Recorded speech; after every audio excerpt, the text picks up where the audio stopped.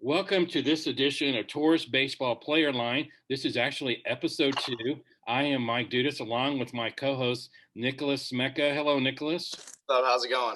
Great. It's already been a big week. In a little while, we're going to talk about the big win from last night and the upcoming games that you're playing this weekend, because I understand you're playing in a tournament. But first things first, Nicholas, you'd like to introduce this week's guest? Yes, here we have center fielder and pitcher Chris Orton. That's me. And then we have outfielder, infielder, pitcher Ryan Blacketer. What's up, guys? All right. Hey, Chris and Ryan, welcome to the show.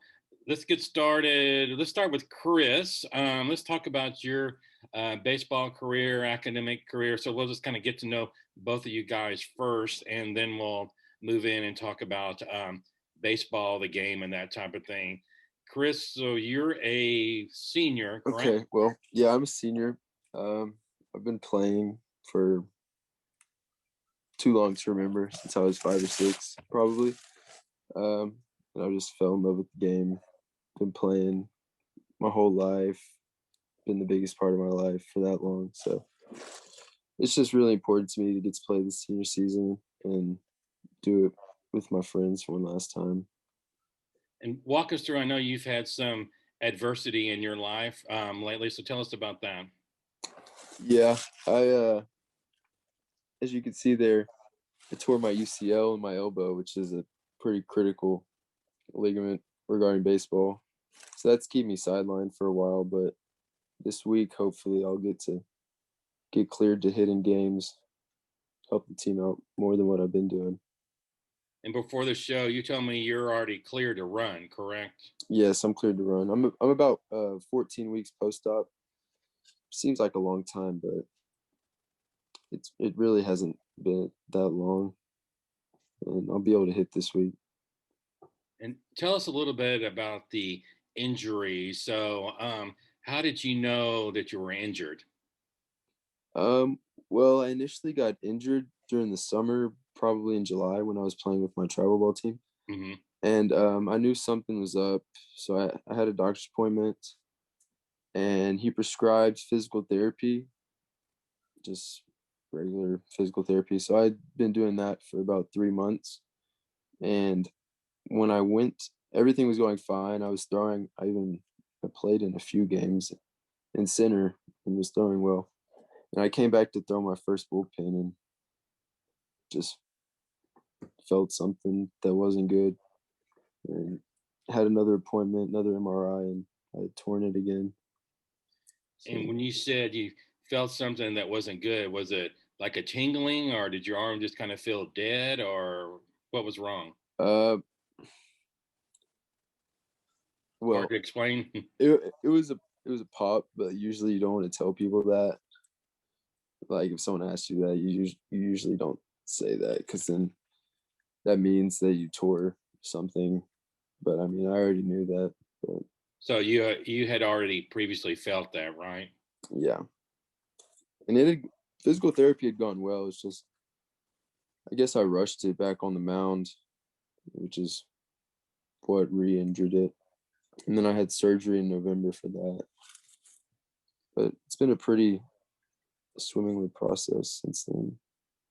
And was your arm in a sling for a while, or how did you take care of your arm? I was in a splint for about a week, and then I was in a brace for 6 weeks. I've been out of that, but it hasn't been too tough. I tore my labrum, which is in my shoulder, a few years ago, and that's a really hard injury to rehab from, because your shoulder is really your whole arm. Like, it affects the mobility of your entire arm. But with the elbow, I can still, even in a sling, I could still move my shoulder around and stuff. And I regained all of my mobility within about a month. Mm-hmm. So it hasn't been too hard. And Chris is a tall dude. How tall are you? 6'4". 6'4". Wow. Are you still growing? That would be cool, but I don't think so. So you don't know for sure, but you probably peaked already, but maybe not, right? Yeah, I might hit a growth spurt in college. We'll see. And Chris is one half of a set of twins, right? Yep, twin brother. He played at ball for a couple years, Mm-hmm. but he decided to go on to bigger and better things last year. Started working. He's actually working, I wouldn't say full time now, but he graduated at the semester. So work's really all he's got going on right now. And we talked about this a little bit on our last show. How upsetting was it to you when the plug got pulled on the season last year? It was devastating, really, because last year, I don't know if you remembered, but I had toe surgery at the beginning of the I season think I remember last that. year. Yeah. So I'd only played probably 3 or 4 games before. I think I just played that last tournament before it got canceled. And I mean, I didn't think much of it. I was like, oh, this game got postponed. And then they just canceled everything, out of nowhere. Right. Before we even understood what was going on, right? I don't think Yeah, we still exactly. understand totally. Yeah. But man, Chris, I feel for you. It's like all your body parts have been injured, and Yeah, I know. it's like, oh my God, from head to toe. I feel so bad for you. But I'm doing the you're a best I can. survivor. Yeah, you're doing the best you can, and I got to hand it to you. You're keeping a good attitude and everything. So He Thank you. he had a knee problem his freshman year too, Dudas. Our freshman year. really, Yeah. Yeah, I played through that. They didn't really hold me back, but It swelled up about this big though. do you feel like huge, homework yeah. sometime for the surgeons? It's like, oh, here I'm back again. Yeah. Yeah. UTMB is a teaching hospital, so all right. So Mhm. you're this week's lesson plan, right? So Yeah. Take notes, everybody. you're a senior, so coming up. We're already in the second semester. What are your plans looking forward after graduation? As of now, I'm gonna be going into engineering at Texas A&M, but we'll see how that turns out. It really depends on how my arm is when I come back from baseball.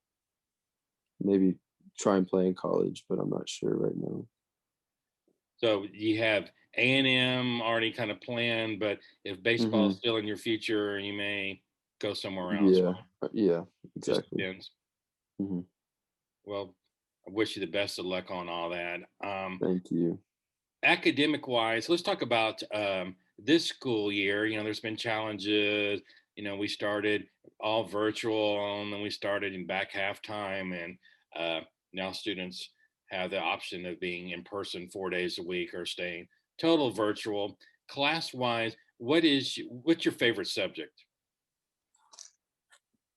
I wouldn't say I have a favorite subject, but my favorite class is probably ceramics. I don't know if that's a subject or not. All right. And what is the class that challenges you the most? Not necessarily the one that you dislike, but the one that you really have to work hard every day to succeed in. Calculus. Calculus? With Mr. Remar. Yeah. That class is hard. That's I've always heard, but I heard he's a very good teacher too. Yeah, he's a great teacher, but in person he's a good teacher, but online it's kind of hard to understand. But yeah, he is. I can certainly understand that. Who's your favorite teacher? You want to give a shout out to? This is your big chance to give a shout out to someone. Favorite teacher? Honestly, this year, probably Mr. Larkin. He's really chill, and I don't really have teachers that I like that much this year. This teacher, it's kind of hard sometimes too, if you're not at school full time, to kind of have that bonding mechanism going, with teachers, right? Yeah, and I only have 4 different classes, so yeah, it's not like I have too many options to choose from. Next, let's move down to the square below you to Mr. Ryan. Hello, Ryan. How are you? I'm good. How are you doing? Fine. So let's talk about your baseball career. Tell us, are you a junior or a senior? I'm a senior this year. Senior on, so we're gonna lose you too. Fortunately, yes, we are. Started when I was 5 or 6 playing t-ball, West Isle Little League, right down the road from our field right now. Played there for a while. Started playing travel ball. through my early teenage years till I got into high school, and then I've played high school ever since, all 4 years. Unfortunately, I did miss my freshman season to injuries, but since then I've been back rocking and rolling, all that good stuff. What position do you play? Currently I play infield, sometimes outfield when needed, and I'm a pitcher. All right, yeah, and you can never have enough pitching, Exactly. especially in these tournaments coming up, right? Yeah, it's 5 games, 3 days. That's not always the easiest on your pitchers. Um, it's a lot of it's good to have a lot of arms in that scenario because that's a lot of innings that need to be thrown. And especially when you have your opening district game on that following Tuesday, got to get all those guys back and ready to contribute for that following week. Because I know coaches probably pulled up some extra arms from JV too, right? There's a couple guys who may be on varsity, maybe on JV, who are going to be with us for these tournaments because we do need the extra arms. Right. Yeah. So you don't run out and that type of thing. And let's talk about academics and college or whatever. What are your future plans? Similar to Chris and Nick, I believe, I have gotten into A&M. Haven't fully committed going there yet. I love to play baseball in college. I think that's all of our dreams, really. If I was given the opportunity to go to a place where I feel like I fit in and I can contribute, I definitely think I'd pick that. If that opportunity doesn't rise up, then I believe I'll be going to A&M in the fall, studying construction science. Wow. All these smart guys online here. And somehow you balance it all out. Because I know playing sports, extracurricular activities, I mean, that's basically your life right now. And then somehow you have to squeeze in studies, right? And Right. Definitely earlier this year was hard. Just applying for school, doing your schoolwork, scholarships, everything like that. It's definitely been a packed year. A lot of things to do to get ready. But yeah, it's not the easiest to balance everything out. keep your grades up and everything. And Right, exactly. Especially senior year, get that senioritis. Really, don't want to do anything. It's hard to keep motivated. Definitely been pushing some assignments off, but grades staying good, so that's important. yeah, so well, that makes yourself have a great sense of accomplishment. You're keeping your grades up and doing well in sports, and Right, you're living the exactly. dream right now. So it's great. Yeah, no, definitely. And senior year, just going out to play baseball. Knowing for a lot of guys, it's our last year. Really is living the dream. Just can't take it for granted. What's your favorite subject or favorite class? If you're My favorite class this year, probably say European history with Mr. Larkin or ceramics. They're very different, but find them both pretty interesting. So both of you guys mentioned ceramics. What's so good about ceramics? What's going on in that class? Really, it's participation. Yeah, I've never had an art class in high school. Took one art credit my 8th grade year, and it counted, and that's all I needed. But this year you took finger painting 101 and got it over with, right? So yeah. Yeah, exactly. But ceramics, I don't know. It's really cool just making stuff. It's just interesting, working with the clay and just seeing what you can make. It's pretty relaxing as well. Just a cool course. Who's your teacher?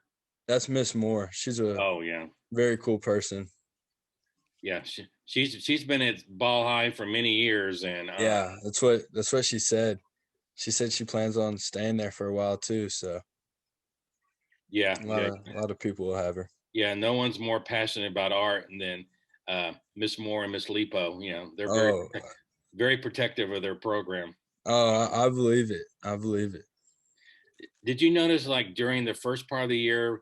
I haven't noticed it that much lately, but like for sale kids, they set up like a stand outside the door, and I guess they were like people could come back and pick up clay and bring it back. And Right. Well, we both had to do Use that that at multiple times. Yeah, I've been doing that. Well, when it was all virtual, yeah, we were going to pick up clay. It's where you dropped all your projects off. It was a little difficult making stuff at home. Definitely easier to do in person, but while we were all online, I used that a few times. It's I'm glad we had something like that, better than not being able to participate. so you go and pick up your hunk of clay and do what you're supposed to do to it and bring it back, right? Exactly. See, that's a teacher who's really thinking, trying to make something out of it. I mean, she could have just said, "Oh, just watch these boring tutorials or whatever," but they took that extra step. So Right. No, she went farther than she needed to, Mhm. and really helped her students. That's pretty cool. And what is your class that you really have to work the hardest in to succeed? Definitely calculus with Mr. Remar. That's a challenging class. He's a great teacher, great guy. But that material is not easy in any way. It's a lot of hours and homework and studying for sure. A lot of, do you have like a lot of exams or tests or? We don't have an excessive amount of exams or tests, but the ones we do have, they're definitely pretty hard. They're very important. They count a lot towards your grade. I'd say the greatest time consumption though is probably homework. We get a couple a week, and some of those homeworks take upwards of 2 hours. Really? Yeah, they're not the easiest. So what type of homework is it? There's like It, problems and stuff, and you. yeah, it's probably gonna be 8 to 10 problems. But while I'm doing the homework, I'm trying to memorize the steps and how to solve and all that stuff at the same time. So trying to learn the material and complete the homework at the same time, it's pretty time consuming. But Do you use a special calculator to? I just use an average TI-84 calculator, nothing special. This year I've definitely learned a lot more of the features. You really don't know how much those things can do until somebody tells you how to use them. And then you're like, wow, I had no idea. And just think back in the day when Mr. Remar was learning all this, there was probably no such thing as calculators. I mean, Right. No, he's talked to us about that a lot. How some of the stuff we do in 2-3 minutes would take him half an hour. mhm. Yeah, like when I was in high school in the '70s, yeah, everything was longhand. You had to figure all that out. And Right. No, we're definitely spoiled with these there wasn't the calculators pocket and calculators or anything yeah, like that, or pull out your phone and just calculate it. exactly type some numbers in. Yeah, that's what I always say. This generation's so lucky. I mean, you have a whole library on your phone, instead of Right. having to go to a library, like back in the day we did. And, That makes me think what our kids will have, and then we'll think the same thing. How lucky they are. they'll probably have implants in their brain or something, okay, Yeah, they'll here, just read a problem and the answer will pop up. you want to be a engineer. Here's a little chip we're just going to plant in your brain. And, and then Right. voila, here's Exactly. your degree or whatever. Mm-hmm. They'll. Who Yeah. knows? It's mind boggling, what the Yeah. future is. Nobody expected what we have today. Just like we can't expect what they'll have. No, not at all. Moving on, Nicholas, you would like to lead the conversation to start talking about the game yesterday? Give us a recap. Yeah, so Fall High won. We won 6-3 last night against Dobie, and probably the best we've played in a long time as a team. Everybody picked each other up, and everybody did what they were supposed to do. And we actually were leading. We scored 2 runs in the second inning, and then they came back and answered, and then scored 2 more, and then 1 more. So made it 3-2, and then I think in the 4th or 5th inning, we came back and scored 4 more runs to make it 6-3. And it was just really fun. I mean, Ryan was in the dugout standing next to me, and he was like, "Man, I just love this game." And like it was very fun last night. It felt good to be back, right? Oh yeah, felt really good. That's what everyone was saying in the stands. This feels so good But the common thing that was said by parents and other people in the stands is like, we don't know this team because it's like we skipped last year. Yeah.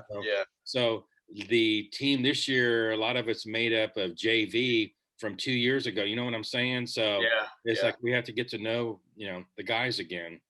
Right. No, that was one of our biggest concerns coming in, is how well could this team bond. This is our first year for most of us to be playing together, and I think yesterday's game was something that showed us our potential for this upcoming season.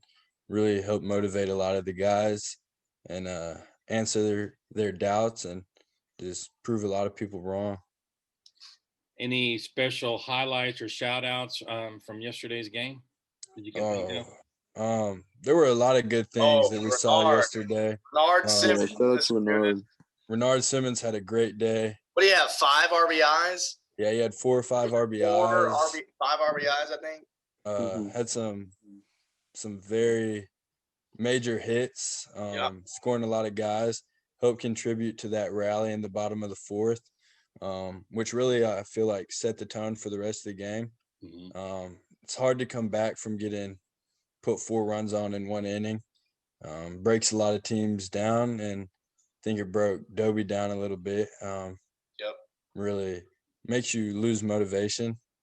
And I think Renard, Gabe Freeman had a big hit that inning as well.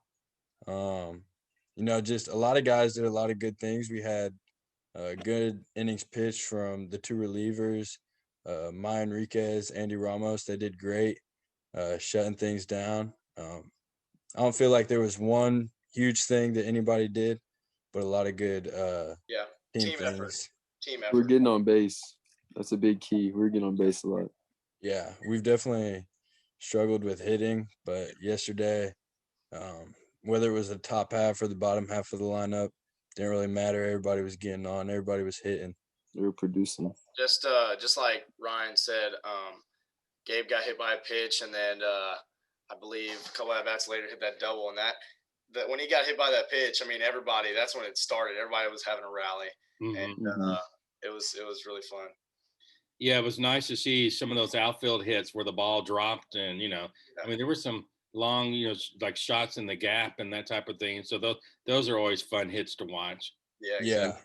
Especially when you got guys on base and they're all coming in, and that gets the dugout, the fans, everybody going crazy. Gives you a lot of momentum for sure. Let's look forward to this weekend. What's going on with games starting tomorrow, Thursday? Tomorrow morning, here in about 12 hours. Yeah. We'll be on the field ready to play Barbers Hill. Real good team. That afternoon, I believe we play Clear Creek. We scrimmaged them a couple times. Another good team. Throughout the whole tournament this weekend, nothing but good competition, which is great. Helps us just get better. Just going to toughen us up even more. We got a tough district season ahead. So I think it's real good that we're playing tough competition this weekend. Just prepare us. How did you guys make out from the ice storm last week? We having a week off. I was out of town, so it wasn't that hard. Yeah, I remember you were saying that Friday game, you said you were going to be out of town, right? So yeah, I was in Colorado, and it was only supposed to be until Monday, but we didn't. Our flight got pushed back a couple days, so we didn't get home till early Thursday morning. The following we didn't have any Thursday. water or power anyway, so stay in Colorado. Yeah. I came back, still didn't have water. I ended up going to one of my buddy's house. He had a generator. He had a couple generators that kept the power on at his house. So I had stayed there for a couple days. That's where I spent most of my time, actually. It was warm. It was nice. Nicholas, what about you? I was up at my ranch fixing a couple busted pipes and taking care of some cows. So doing all that, did a little bit of hunting in the snow, and I don't know. It was fun, but at the same time, like when you don't have power or water, it's like oh crap, and Yeah. just kind of had to work up there. So, but everything went well. Those essentials of life that you need that you don't know you're really going to miss until you don't have it, right? Exactly. Take it for granted. And me and Farrell were talking about this the other day, like how did people live 100 years ago, or like how did they live when like cavemen were here? Like it makes no sense. No sense. Live without air conditioning. Yep.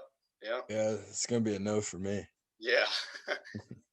Well, like we were talking about earlier, alluding to how different school is. Like, I mean, buses have air conditioning in them, Exactly. Back in the day, like when I had to ride a bus, you just rolled the window down, and Mm-hmm. if it's 100 degrees outside, just so be it or whatever. Now it's air conditioned and that type of thing. Or can you imagine going to school and there's not air in the rooms and stuff? Is like at Ball High right now that was built in the 50s. That building did not originally have air conditioning. Yeah, Those no, windows opened up. We've definitely been blessed. I don't Spoiled. know, but To how live people in live. this generation. Yeah, how people lived before us. I don't know. Exactly. All right, to wrap up, Nicholas and I asked this question to last week's guest, and we'll start with Chris. Chris, what does TBOD mean to you? TBOD is a brotherhood between not just the people on the team, but the people that have been here before.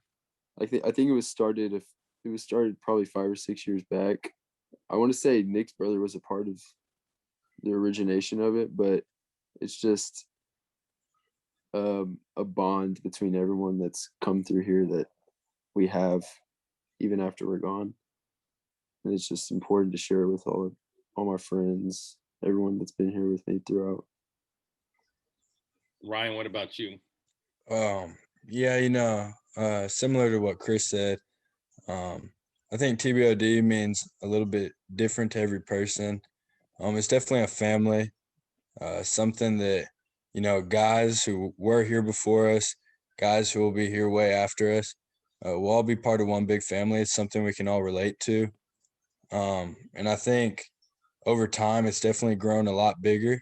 I think it's more than a baseball thing now. I mean, people just from our community, a lot of people are starting to learn what TBOD is. And, it's not only a Galveston baseball thing, it's an island thing. It's really just something to be proud of, a great organization that people can rely on, that people are interested in. Always seen doing good things, just a big, big family. Always said if you have to ask what TBOD is, then that means you're not a part of it, right? Mm-hmm. Yeah, exactly. If you right? Yeah. You don't know about it yet, don't worry about it. Yeah. Finally, to wrap up, Chris, in one word, describe Ryan.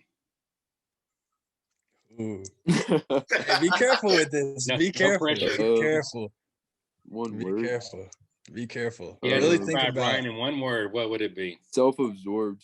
Self-absorbed. Okay. Oh, okay. All right. And in one word, how would you describe Nicholas? How would I describe Nicholas?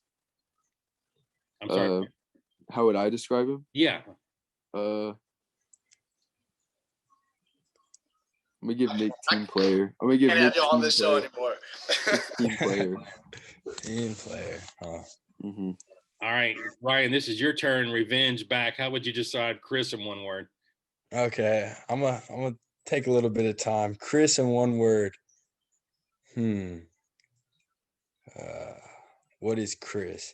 Swole. Say Chris. No, definitely not swole. I'd say intelligent. Chris is overall. I didn't know we were doing nice words. No, it doesn't. Not necessarily nice. I wouldn't say he's the most school smart person or anything, but he's intelligent. He's witty. I'd say witty is a good word for Chris. Thank you, Ryan. And yourself. So my first impression of Chris is kind of like he's quiet and reserved. Is he always quiet and reserved, or does he loosen up and he can be wild? I've definitely seen Chris pretty loosened up sometimes. Yeah, he'll get a little wild. But yeah, he's very quiet. He's a listener. Definitely sees what's going on around him. I'm Sometimes he aware. doesn't mind. Sometimes he doesn't mind being the center of attention, though. He'll get a little naive sometimes, I guess. I Exactly. don't know about that. And Ryan, how would you describe Nicholas in one word? There's a lot of things I could say about Nick. Goofy. Nick in one word. In a good way, I'd say caring. I'd say Nick, out of all the guys, is probably the one who will always be there for you. Not caring in a bad way or anything like that, but he's always going to be there for you. He's your brother, right? Yeah, most definitely a brother, for sure. Nicholas, how would you describe these guys in one word? One word, brothers. I've known these guys forever, man. Played baseball with them forever. I know they have my back. I always have their back. So. Was Chris the tallest t-ball player when y'all played t-ball? I didn't play. I played at Island my first few years. But yeah, I don't know if Chris was always the tallest. Ian's I don't know. I have some pictures in elementary school where we were a lot closer in height than we are now. It hasn't always been that 2-inch difference. He wasn't always super tall. And who's really surprised me actually is Douglas Lange.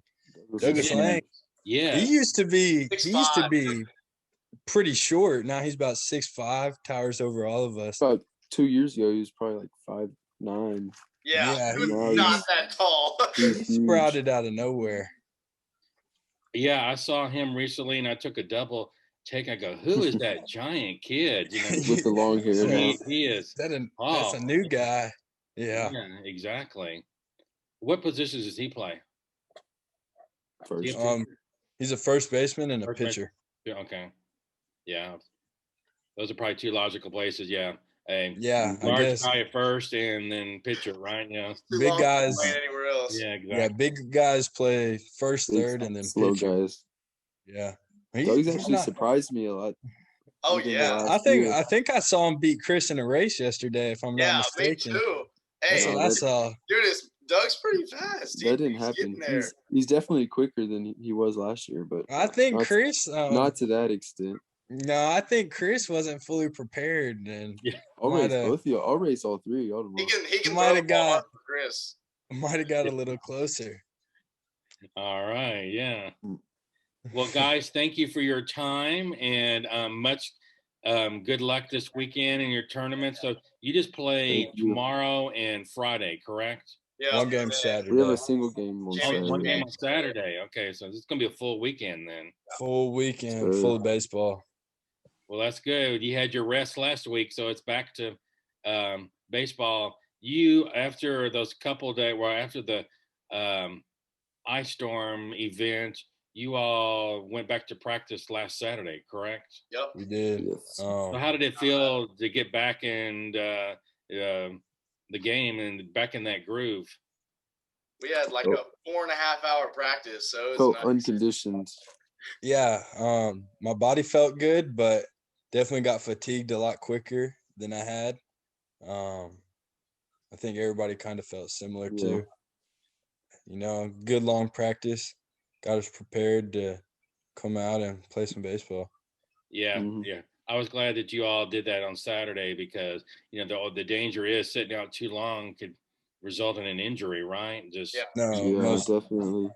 That cold's not good for anybody trying to get into season form. So I was glad we had to practice too. Then this week's warmer weather, that cold is just a distant memory now, right? Right. I read some forecasts. It might get a little chilly Friday, Saturday, but as long as it's not like last week, I think we'll all be okay. How was the fog at the field for practice this afternoon? It got pretty nasty towards the last probably 30 minutes. Really started coming in. I like those games when we're playing and go, well, we lost the apartments across the street. When you see that fog rolling in, and it's like, well, we can't see left field anymore. Right. One of our former coaches, still a teacher, Coach Key. Yeah. he said once you see the fog roll over those apartments, you got about 10 minutes left of playing time. Yeah. Exactly. Then sometimes out of nowhere, the fog will lift, then it'll roll back in again. It's just really weird. Yeah, there's no telling with this Galveston weather. It's kind of everywhere. But I know why these tournaments that we host where you start playing so early, because the coach and the planners are trying to beat that fog too, you know, playing the day. Or then too, sometimes I know they plan, like if it rains in the morning, then you can sit around all day and wait for it to clear up and, you know, play later in the day too. So but I know the weather will be good. We just have to wait till later in the day with that fog. And then it's strange too that, especially I know you all probably have noticed this, when you travel off the island, it can be, I mean, as soon as you cross the causeway, it can be sunny and clear. And then when you get on that causeway, it's just like dark and overcast and misty, and it's just kind of eerie. Our field is known for having unusual weather. We always got a strong Gulf breeze too coming in. Exactly. You don't see a lot of home runs and big hits there just because of the weather and the atmosphere. But I think that really makes our field pretty unique. One of the fun places to play on too. Yeah, because if the wind's not blowing straight in, it's blowing across the field too. So exactly. I think does it rarely ever the wind blow out, like from home to? Have you ever seen that happen? It did for quite a few. Like I want to say 2 or 3 weeks. Anytime last year, in the fall, whenever you can get a nice cold front come through, coming from the north, it'll blow straight out. That's always a great day at practice because there's a lot of balls that end up going over the fence, and I think everybody really has a good time. That's a fun batting practice day, right? That's a great batting practice day. Great. But this time of year, we don't get that north wind a lot, so unfortunately, 25 out of the south. Coming straight in. Exactly. Guys, well, good luck. Nicholas and I will be back next week with another group of guys, and thank you for being our test case. Nicholas, I think we did it with 2 guests, so I think it'll be fun towards as we get in the season, and we can have 3 or 4 or even more. It'll be fun. Get a whole group in here. Yeah. It'll look like the Brady Bunch. We'll get 6 squares in here, right? So start playing everything. All right, guys. Good luck, and thank you, Mr. we'll talk to you again next week. Yes, sir. Thank you.